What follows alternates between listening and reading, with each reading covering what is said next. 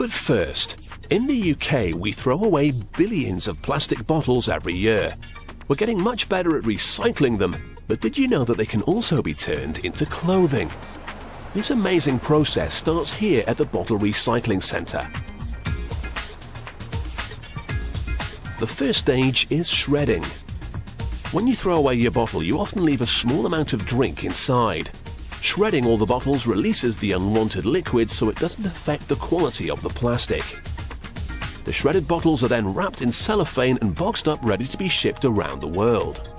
It may be rubbish to us, but to the Chinese textile industry, this plastic waste is a valuable commodity. Recycled bottles arrive from all over the world to feed the busy clothing industry. Sorting separates the clear plastic from the colored stuff.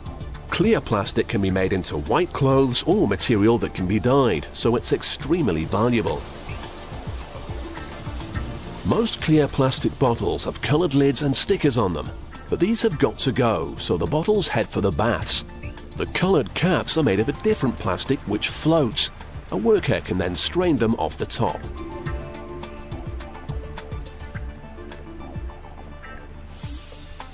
Then there's a separate bath for the stickers, but the workers have to be careful around this one. It's corrosive caustic soda, very bad for the skin but very good for removing labels. After all their swimming, what's left is a pile of clear plastic shreds. But it's rather wet. The next step is the ovens, where it's mixed with some light-colored plastics. To produce white cloth, you need some light-shaded material in the mix. The plastic will spend about 10 hours here in these rotating drums, slowly drying out.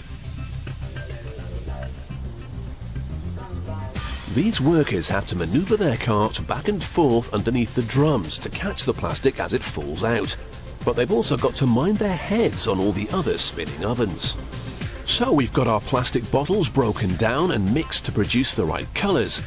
But it's very hard to weave cloth from bits and pieces, so another step is needed. The mixture is sent through this rotating screw where it's heated to 270 degrees Celsius. This melts the plastic, but to make cloth we don't want a big lump, we need thread. The liquid plastic is forced through a sieve and emerges on the other side as great long strings which are collected in a container below.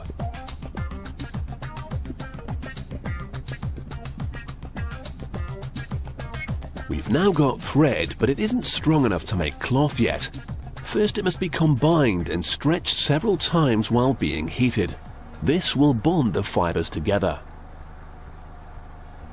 Now, it's taken ages to produce this material, but the next part of the process is to tear it apart again.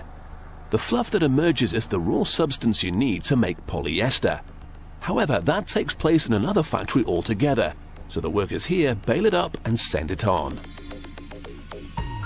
It looks like cotton wool, but it's an entirely man-made substance created from your old bottles. This machine scrapes it all onto a very rough cloth which is loaded here, ready to be carded. Carding is where the bonded fibers are brushed together so they all lie in a similar direction, which strengthens the material. The sheet of polyester felt that emerges is now ready to be turned into thread. These machines will tease it out. They spin off mile after mile of pure polyester, which is collected on these bobbins. And finally, we reach the point where your old plastic bottles become cloth. Like a spider at the center of its web, the loom draws in thousands of threads and weaves a new sheet of polyester. To give it a smoother feel, there are still two more processes to go through. The first is very delicate. This machine creates tiny loops on its surface. The second stage is the opposite. Using a series of tough steel brushes, these spinning rollers catch and tear all the carefully made loops.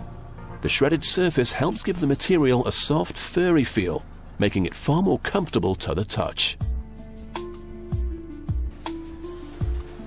So we've turned our recycled bottles into polyester at last. Now it's time to make some clothes. Using a roll of material, stylists mark out the latest designs, being as economical as they can with their handy template. Although they're profiting from your rubbish, they don't want to create any more waste. The pieces will then be sent to workers who turn your trash into the trendiest gear you can find on the high street. So what started out as your rubbish was carefully sorted, then shredded and turned into cloth. That cloth was shredded into fluff, spun into thread and turned into fashion, from plastic bottles to polyester clothing.